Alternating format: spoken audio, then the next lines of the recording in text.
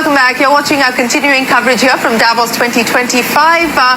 India is making its presence felt in Davos again. We do, of course, have central ministers along with state chief ministers in attendance, taking the India story to global investors. Joining me now is the Minister for Food Processing, Chirag Paswan. Mr. Paswan, many thanks for joining us here on CNBC TV 18. Thank you so good to have you join us in Davos. It's your first Davos and it's your first day here in Davos. So far, take me through what the meetings have been like. Well, we have just started, we have just begun, and a little interactions. But then, yes, this is my first time in Davos, first time as a minister also. This is my first year as a minister, and I think this comes with a huge responsibility, when you represent your country, and that to a country like India, which is led by a prime minister who's got such a clear vision about Viksit Bharat. And I think in that, my ministry, food processing, internationally when I travel now, so I can understand that there's so much of scope through this ministry.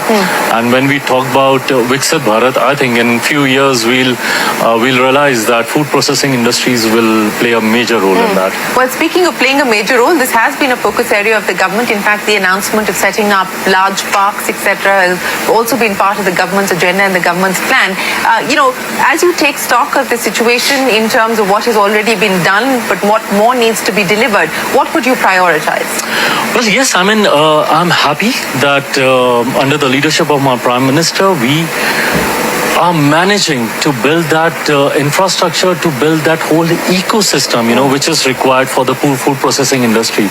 India, as we all know, is an agro-based country. Majority of the population is associated with farming. And I think there, food processing plays a very, very important role, in terms of not only improving and increasing the longevity of the products, but also to minimize the wastage of the products that are being produced by our farmers. So I think it plays a very, very important role, as you mentioned. Yes, we are trying to build a complete ecosystem around it with almost around 41 food parks being there. And I think in terms of cold chain, I think we are one of the leading countries with almost around 398 cold chain ecosystem around this. And then, yes, there are a lot of agro processing clusters that we are coming up with. So these are the different, besides the scheme that the government has taken as initiatives to promote this industry, whether it's through PMKSY or PMFME, which really focuses on the small and micro enterprises. So I believe that, when you are an agro-pro state, it's not only the T1 or T2, Tier 1, Tier 2 cities that you need to concentrate. It seeps down to the really rural sector of our country.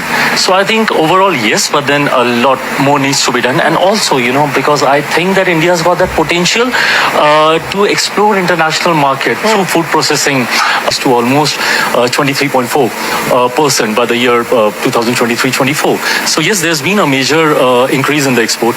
My Prime Minister has given us a target to eventually build this sector as a global food basket, because we have everything in so much of abundance. And if channelized properly, I think we have the scope to do that. And that's exactly where we're working towards. So, what is going to be the strategy to leverage on the momentum that's already been built as far as exports are concerned? Which are the markets that you intend to focus on? Who are you in conversation with at this point in time to be able to take that 24% number higher? Is there a target that you're working towards? Well, definitely there are internal targets that we're working on, but then I think India comes with huge variety.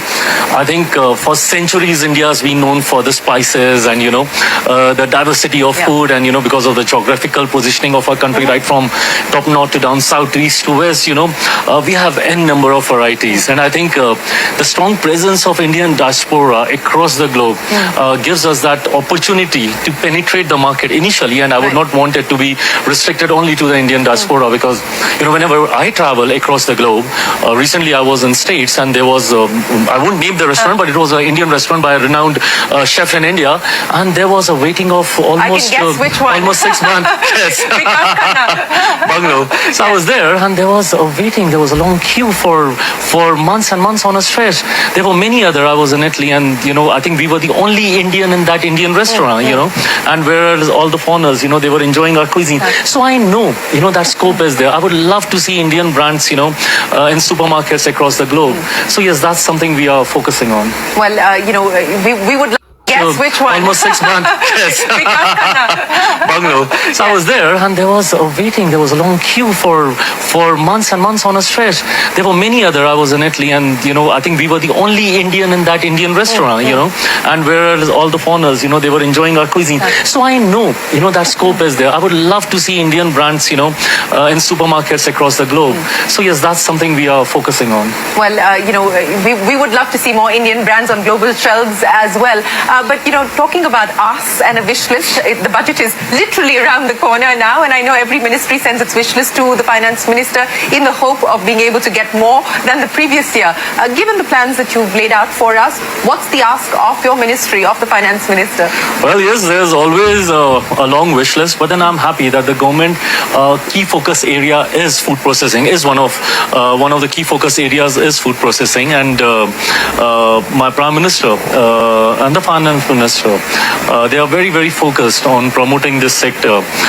When I talk about wastage, when I talk about quality control, so I'm very happy that in the previous budget, this was one of the key areas that was focused with irradiation units coming up, which really helps in reducing the wastage of the perishable items like vegetables and fruits and stuff.